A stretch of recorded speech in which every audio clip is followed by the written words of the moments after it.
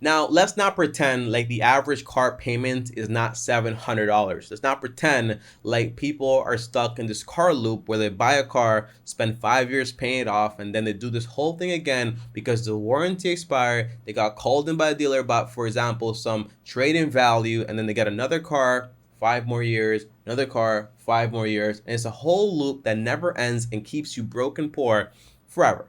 And that's not what I want for you. And I'm not here to blame the dealer because the dealer wants to make money. That's their business. But I want you to know what's best for you. So this way you don't keep falling for the same tricks they use to make a profit from you. Okay. That's the idea. So by the end of this video, you'll know exactly why you never want to finance a car ever again. And you'll know exactly how to buy a car and how to buy a dream car also without having to borrow money whatsoever. Okay. That's what you're going to get by the end of this video. Now, let's go straight into this video, guys, because the first thing is this, guys, okay?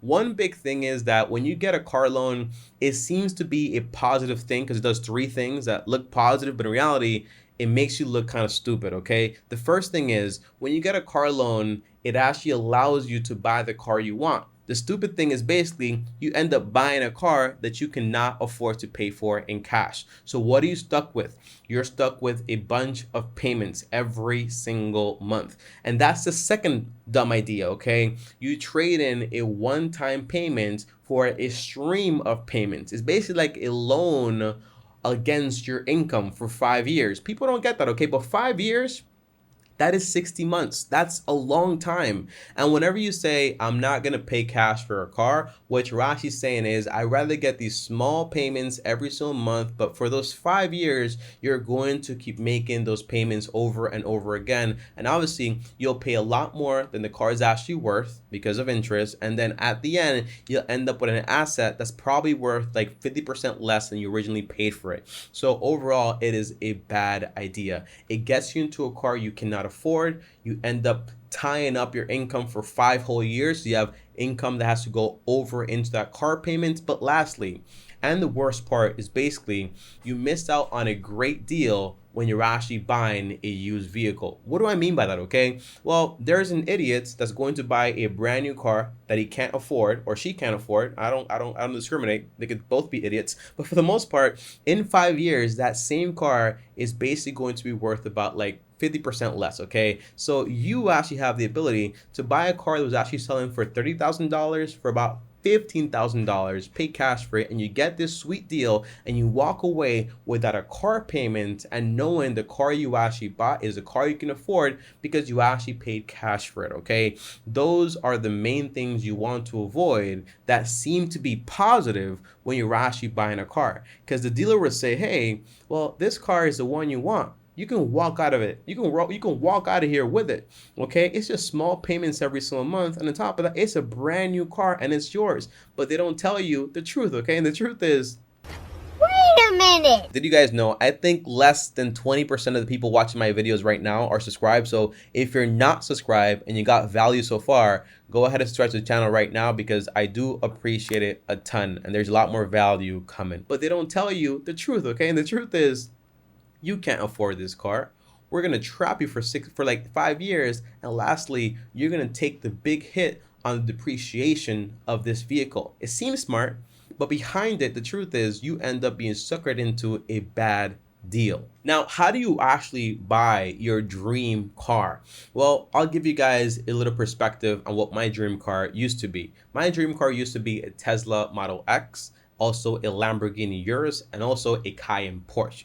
Then I realized I cannot stand attention. I learned that really early on. So driving one of those cars, and of course they're super expensive, the answer is I wouldn't really feel comfortable. I like arriving to places and I like no one looking at me. I don't want to be the center of attention whatsoever because it seemed like a really good way to be taken advantage of or being robbed. And I'm not a big fan of either of those things, okay? So I realize that my dream car is the car I can afford to pay for in cash, that's reliable, fuel efficient, and that I can basically afford where the car is not more than half of my annual income. So if I make, for example, like $40,000 a year, I'm not buying more than $20,000 or half my annual income in car. It just doesn't make any sense. So right now, my dream car, I'll tell you what it is, like my new dream car. I'll tell you by the end of this video what that dream car actually is. Now, before I tell you how to actually buy your dream car the right way, here's what I actually want you to do. I want you to write on a piece of paper how much cash you have available and what the cars you can actually afford to pay for in cash actually are. Okay, write those things down on a piece of paper or on your notes. Now, here's the scenario, guys. Okay, if you wrote down on this piece of paper, tell me, I only got $5,000. That's all I have available to me to actually buy a car for cash. And you bought, for example, a used Honda Civic or a Toyota Corolla or a Mazda 3, Mazda 6, you know, a decent car that's actually reliable, you actually like.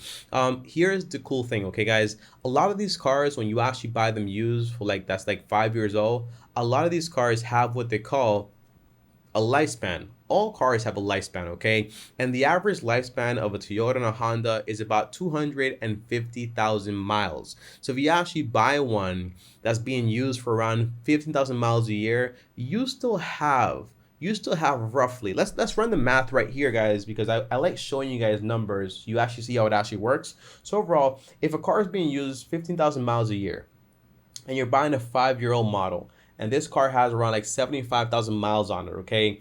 And guess what? It actually runs for around 250,000 miles, okay? That means the life of this vehicle is still about 175,000 miles, okay? Now, here's the interesting fact, okay? If you're also going to be driving like 15,000 miles a year, what that means is basically, well, divided by 15,000 miles a year, I still have 11 years left on this car. So if I paid, for example, $5,000 for a car divided by, for example, 11 years, well, each year is going to cost me about $454 or so, okay?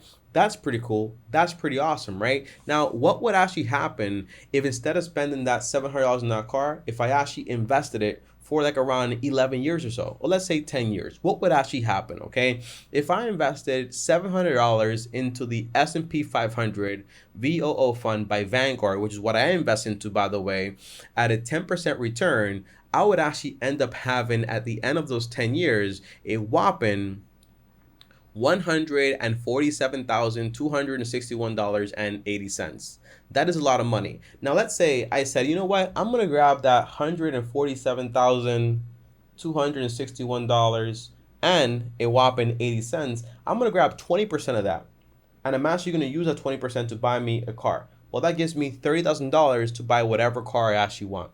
Now, if I leave the investment money in there and I keep putting in $700 and I wait another 10 years to actually switch cars again, well, by the end of those 10 more years, I would actually have a whopping almost $450,000. That means instead of being like the average person where in 20 years they got 4 car loans and basically a bunch of debt and ended up with assets that are not worth anything and no money in their pocket, well, you use the same $700 and you turned it into, in 20 years, into 2 cars that are paid off. You got the full life out of those cars, and you even got, for example, $450,000 in your pocket. To me, that is awesome. That is more than enough. Now, if you want to be crazy and say, well, Tommy, now that I have this $450,000, I'm going to grab 20% of that and buy me a $90,000 car. What can you buy with that? You can buy whatever car you want, honestly, okay?